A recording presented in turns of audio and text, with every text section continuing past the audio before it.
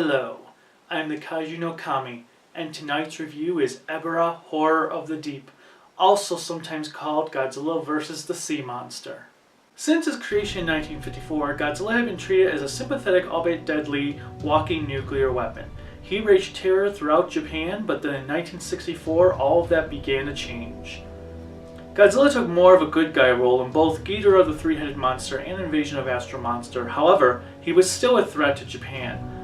By 1966, Godzilla's identity took a drastic turn, as this was the starting point of Godzilla becoming a true hero rather than a monstrous villain. Ebirah, Horror of the Deep is also the first movie directed by the crime drama expert Jun Fukuda, and Godzilla Raids Against composer Masaru Sato returned to take the reins of the soundtrack away from Akira Ifukube. Lastly, while Eiji Tsuburaya is credited as being the director of special effects, it was actually his assistant Teisho Arakawa that was responsible for the effects found here.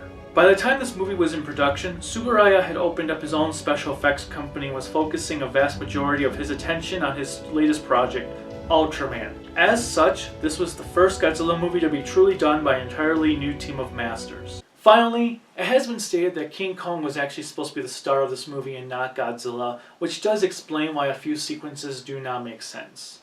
With that said, let's move on to the review. Ebirah begins with a psychic informing a family that their missing son, Yatta, is not in the spirit world. As such, Yatta's younger brother, Ryota, played by Toru Watanabe, goes to a dance competition in order to try to win a yacht so he can start searching for Yatta. There, he meets two contestants who have given up, and they inform him that he is 3 days late, but they can take him to a dock with lots of boats. These two characters are Nita, played by Hideo Tsunozuka, and Ichino, played by Jotaro Togen.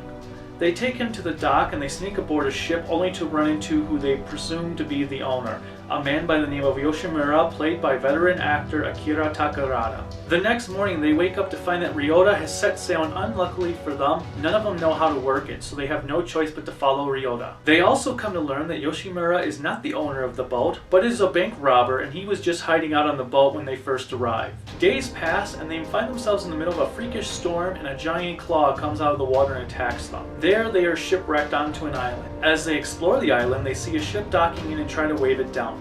Thankfully, the ship does not see them, as it belongs to a group of pirates known as the Red Bamboo Army, who have been enslaving the natives from Infant Island in order to make a yellow juice that keeps whatever it is in the water at bay. Two natives unsuccessfully try to escape, but they are attacked and killed by a giant lobster monster.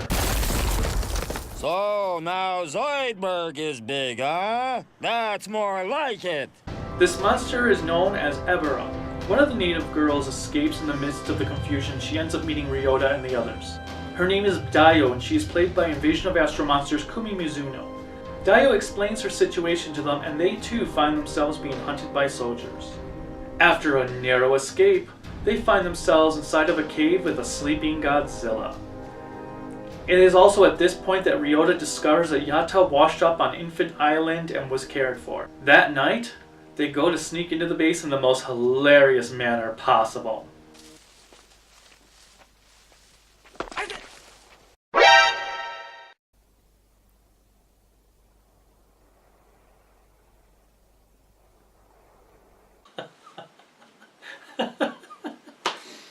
They might as well just sneak up to the gates hiding in a cardboard box. After somehow being successful at breaking in, they soon find themselves walking into a nuclear reactor by accident. Our heroes, everybody. Surprisingly, they get quite a ways through this lab before they are spotted and a chase ensues. Nita is captured while Ryota manages to get away by getting stuck on a hot air balloon. Yes, I'm serious. He escapes this big, bad, horrible organization of trained and armed soldiers by getting stuck to a hot air balloon. In fact, this hot air balloon manages to take him all the way to Infant Island, where he meets with his brother. After a brief reunion, the duo decide they want to go back to Devil's Island to rescue everyone who is stranded there. Another storm breaks out as Ryota and Yatta reach the island, and we see Daio, Yoshimura, and Ichino use a sword and some wire Daio took from the lab as a means to get Godzilla to wake up. By the power of Grayskull! Godzilla breaks out of the cave and goes off to battle Ebirah. They play a little bit of volleyball before going underwater for a quick tussle. In the end, Ebirah flees. The Godzilla suit is the same suit used in the last movie, but it does look like there is some wear in the neck. Shortly after, Ryota and Yatta meet up with Dio, Ichino, and Yoshimura, and then they try to come up with a plan to free the prisoners, only to be caught yet again. They separate when Dio runs into Godzilla. Godzilla is immediately enchanted by the sight of her, and he proceeds to sit down to watch her. He then goes to sleep. To sleep. That's right. I said to sleep. Like I said, this movie was supposed to have King Kong in it, not Godzilla, but nevertheless, this is just absolute lazy writing. It's like they did not even care that Godzilla acts nothing like Kong. Have they not even bothered to watch the previous movies? Since when does Godzilla sit down to stare at a woman? Dio tries to sneak away when a giant bird-like creature flies in to attack her. Godzilla wakes up to confront the monster. Rodan, you are not. Godzilla roasts the bird so that he can have some chicken wings in the morning, and then a squadron of red bamboo army jets attack him. The music in this scene just does not fit in here at all.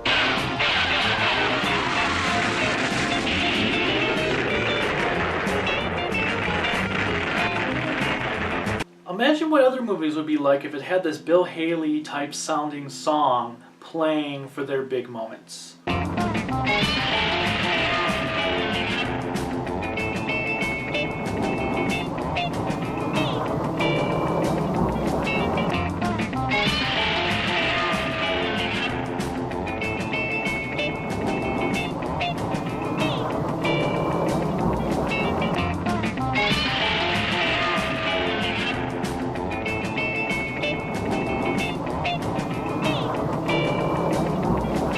Afterwards, Godzilla goes off to attack the Red Bamboo's base. Yoshimura and Yatta free the prisoners as the self-destruct system is activated to blow up the island.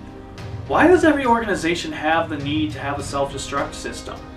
It's like they planned to have their base taken over. The Red Bamboo try to escape, but they are taken out by Ebirah, as during his imprisonment, Nita had the natives not use the proper ingredients to make the yellow liquid that distilled him. Why didn't they think of that before? Godzilla and Ebirah fight once more as Mothra finally wakes up and flies off to Devil's Island to save everyone. Godzilla disarms Ebirah.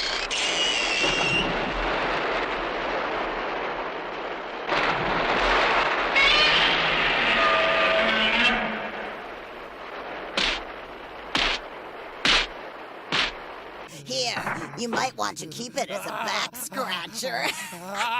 Ebirah is defeated just as Mothra arrives, and then Godzilla starts to attack her. She flaps her wings and blows him. Phrasing? And then carries off everyone in a giant net they constructed after the Red Bamboo army had been slaughtered. With seconds away, Godzilla sees the honeybee and chases after a bowl of Honey Nut Cheerios off of the island just before it blows. Going home! The bigger they are, the harder they fall. Our Honey Nut Cheerios. Everyone watches Godzilla swim away as Mothra flies off to return them all to Infant Island, and the movie ends. Well, that is Ebirah Horror of the Deep. Overall, the movie is average at best, mediocre at worst. There are a lot of moments of brilliance to be found here that are then stunted by moments of poor execution. The movie has a great setup as they explain Ryota's plight, and we see his determination to find his brother to the point that he is willing to do anything. Unfortunately, Nita and Ichino are here just for the ride, literally, and their writing is pretty subpar. They are quite unlikable as they really only took Ryota to the docks to tease him, and outside of Nita's moment with the prisoners, neither character is memorable. Akira Takarada does a good job as Yoshimura, but I feel the writers let his name take control of the movie as the movie starts out being about Ryota, but in the end it is Yoshimura who becomes the movie's protagonist, which is not cool. Mizuno's portrayal as Dio is a vast improvement over her role in Monster Zero, but she doesn't really do anything to stand out. Her biggest moment here is being gawked at by Godzilla Kong and having to be rescued. The Red Bamboo commanders are played by Godzilla veterans Jun Tazaki and Akihiko Hirata, but they really don't do much. In fact, Tazaki's character pretty much sits in his chairs and gives orders while Hirata's character is a failure. The Red Bamboo Army could have turned out to be a really interesting cast of villains, especially since it seemed like Toho was trying to copy the concept of Spectre here, but they failed miserably. Instead of a terrifying organization, we get cookie-cutter Saturday morning cartoons level incompetency, which really took away from their villainy. As I mentioned earlier, Tsuburaya turned his attention to his own projects and had his assistant working on this movie, and it shows. The miniatures are quite lackluster as they lack a lot of details and the effects are quite poor. Mothra looks really bad in one of these scenes when she flies in. The Godzilla suit is worn down and looks pretty bad. Ebirah looks a little bit sillier than he should, but his design is not bad. However, I don't believe lobsters actually look like that. Nope. Thankfully, the underwater battles are pretty cool looking and do bring something new to the series that we have not seen before. The battle itself above water pretty much repeats what we have already seen. Sato's score is hit or miss.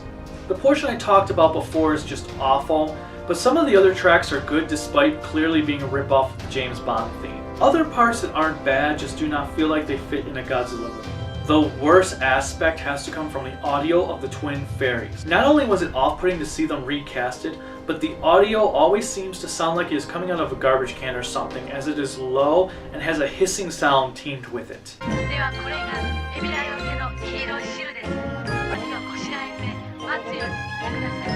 Well, that is all the time I have for this episode. Stay tuned next time when I review Son of Godzilla. Bye.